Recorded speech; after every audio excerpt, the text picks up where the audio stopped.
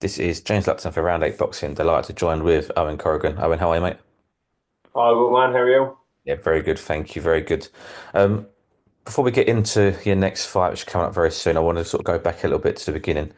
Talk about your start in boxing. Why, when did you start boxing?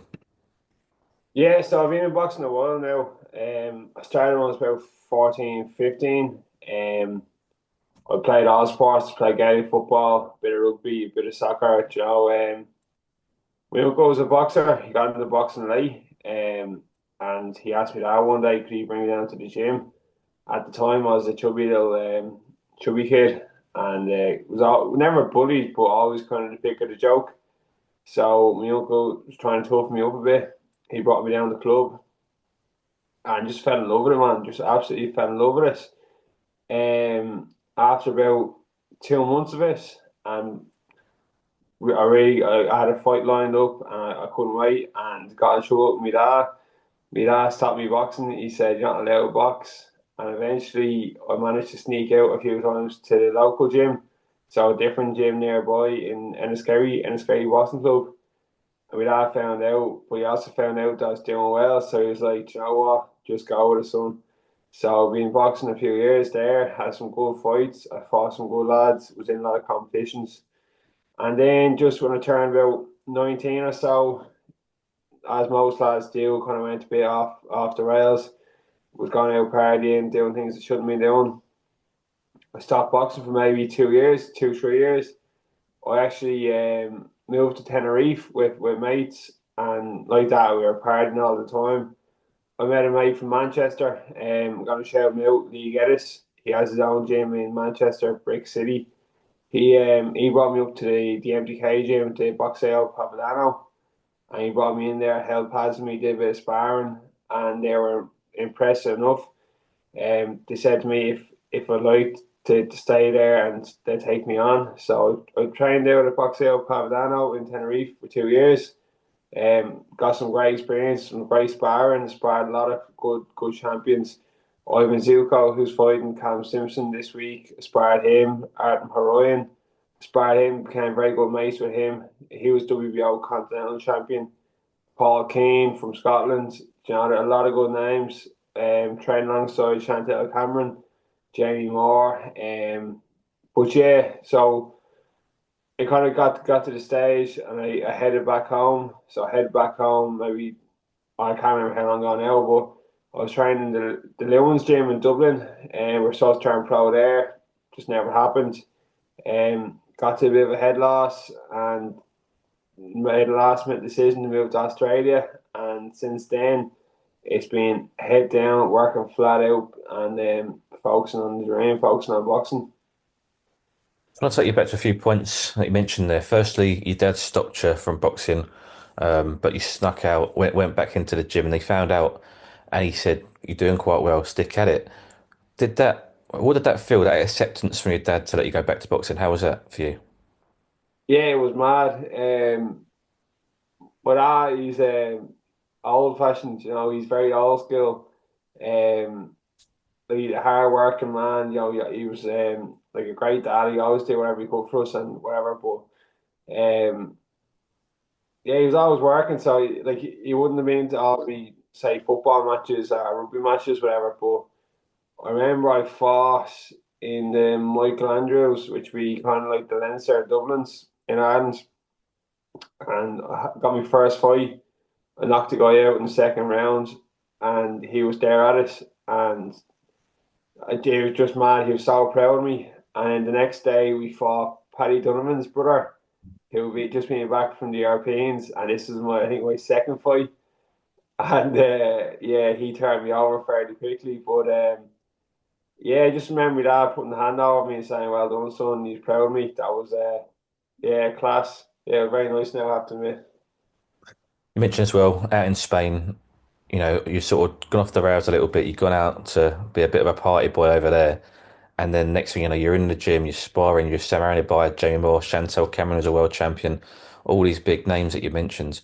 Was that a bit of a light bulb moment for you to go, actually, I need to get my head down and crack on to see what I could achieve in this?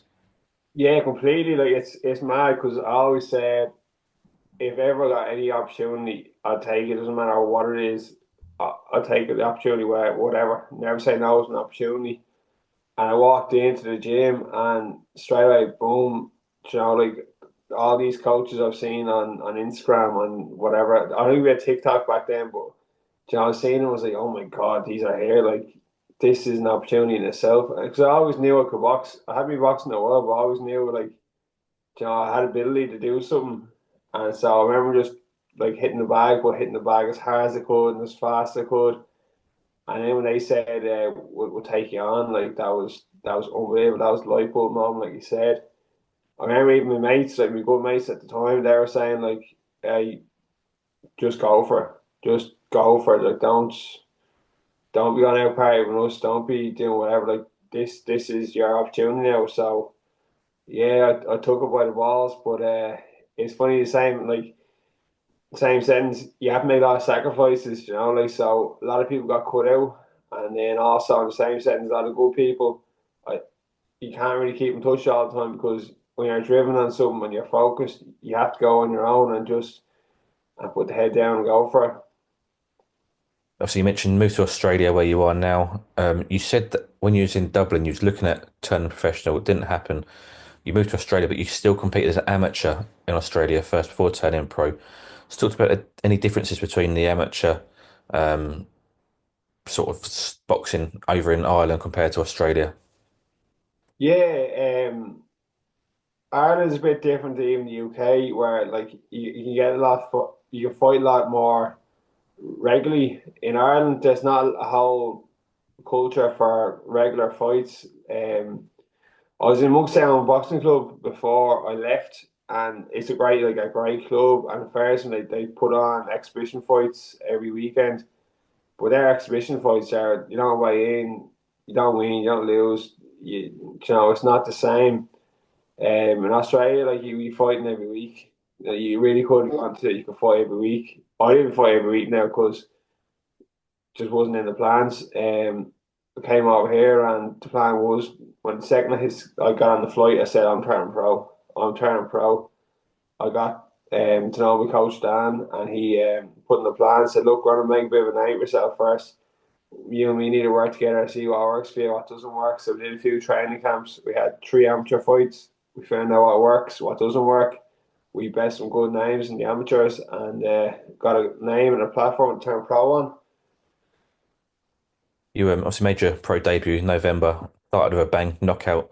How was that night for you, turning professional? You know, something that you'd been thinking about doing for a while. That was class. Honestly, it was. I've been waiting so long for it, and it was like it was so emotional. I remember walking to the ring thinking like uh, it was just seeing like 3 or 4 years, hard years, unsuccessful years, just turn into one. And I remember thinking like, this guy's not gonna beat me tonight. There's no way anyone can beat me in the mindset that I was in. Um, but yeah, I jumped up onto the ropes after I knocked him out, and seeing all my best mates there, and a lot of mates from back home, and it was just heart tingling. It was just one of those nights that you dream of, But even my last fight, my second fight, my mum, and my sister came over to try to surprise me. So I've had 2 fights now, and they've both been very emotional fights. How did you control that emotion? Like you mentioned there, your mum and your sister came over. Did you know about it before the fight? Was it a fight night or after the fight you saw them? And how did you control that emotion fighting in front of your family?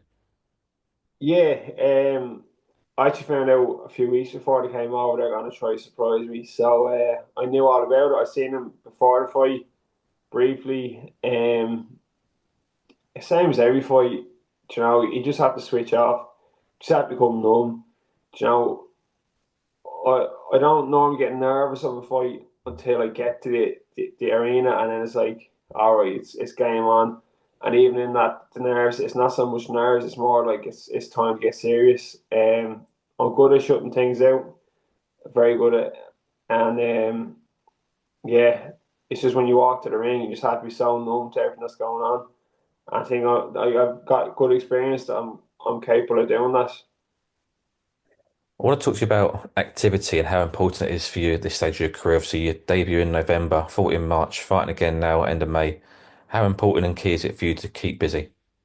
Oh, completely. Like the more fights you have, the more experience, the more styles, the more capability you have that you can adapt to whatever is in front of you. Like, we want to be fighting for titles. We want to make a living out of this. We want to be, we want to make a good, successful career. So it's important that I get out there as much as possible, rank up as much experience as I can while I'm young. That being said, like, if you'd ask me what's after for next Friday, I don't know because I'm not looking past this. So although it is important to be active, it's also important that whatever's in front of you, you don't look past. Absolutely. And in front of you on that Friday is Alex Muster. In his three fights, he's not got past the first round, whether he's won or lost. Does that show that one, he's dangerous and he comes to fight from the opening bell? Yeah, look, we know he's wild. I've watched all his fights. He's got speed for like he's coming down a weight, so he's coming down from cruiserweight to light heavy. He's got speed at cruiserweight, so he's gonna be fast. And as I said to everyone, like he's if he's coming down the weight, he's losing weight, he's gonna be fit. He's not gonna be the same Alex Muster we've seen previously. He's gonna be fit. He's gonna be out for the rounds. I'm confident in my ability that if the fight does stop in the first round, it'll be him on the canvas. But I'm not gonna do much of the crap talk. I've signed for a 4 round fight. If it goes 4 rounds, it goes 4 rounds. If it doesn't, it doesn't. But yeah, I'm expecting the best Alex Mustard to turn up on the night. How do you prepare for that when you've seen all of Alex Muster's fights and they have all gone or not gone past the first round? How can you then train a full camp for 4 rounds essentially? How can you essentially train for the unexpected because you don't know any different from Alex Muster, but yet you're expecting different, if that makes sense. Just have to be professional. Just have to be professional. It's no matter who you fight. It takes one punch. One punch can change your whole career. Same thing. That one punch might come, and you might end up going to 4 rounds. So you never know what happens fighting night. All you can do is prepare for whatever is in front of you. So yeah, I'm professional. I treat myself as a professional. I'm an athlete. I treat myself like an athlete. And obviously, you're not looking past Alex Muster. So the last question from me: what's on your boxing bucket list? Is a fight back home in Ireland something that you're desperate to do? At the current moment, it's not. Simple being, I'd love to go back to Ireland as a champion with something worth fighting for. Either going back to fight for a title or coming back with a title to defend. Ultimately, like my dream is to fight for a world title. I'm more than capable of doing it. I know I can do it. I just have to keep believing in myself, keep working hard, keep trying hard, keep doing all the 1%. Um, but yeah, at the current moment, like I've had a lot of amazing people to help me to get to the point where I'm at now. Like some really, really good people, and all I want to do is bring everyone with me. I want to get to the top and have everyone there together. Absolutely. Owen, thank you very much for your time. All the best of luck in the fight coming up as well. Thanks, James. Thanks for having me on, man. Appreciate it. Anytime, mate. No problem.